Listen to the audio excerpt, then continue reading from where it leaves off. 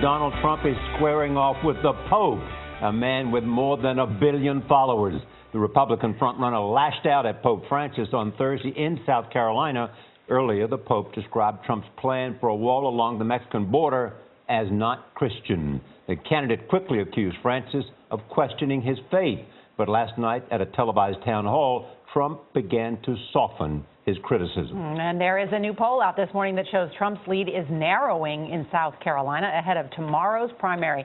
He is now just 5 points ahead of Ted Cruz. Major Garrett is in Columbia, South Carolina, with the latest on Trump's clash with the Pope. Major, good morning. It's still even difficult to say. You can tell. Yes, it is. It is difficult to say.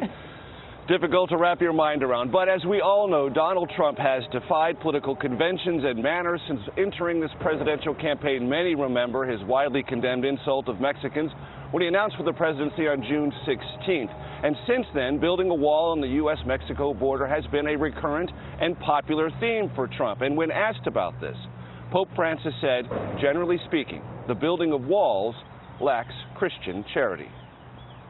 So you've had quite a day. Oh, the Pope is a wonderful guy. Donald Trump, the master of nonconformity and off-the-cuff reactions, tempered his initial criticism of Pope Francis. I don't like fighting with the Pope, actually. I don't think this is a fight. I think he said something much softer than was originally reported by the media. I think that he heard one side of the story, which is probably by the Mexican government. Those comments are a far cry from Trump earlier in the day. The Pope said something to the effect that maybe Donald Trump isn't Christian. Okay? And he's questioning my faith. I was very surprised to see it. For a religious leader to question a person's faith is disgraceful. Trump responded to this veiled criticism from the Holy Father as he flew to Rome from Mexico. A person who thinks only about building walls wherever they may be and not of building bridges is not a Christian, he said. He's got an awfully big wall at the Vatican, I will tell you.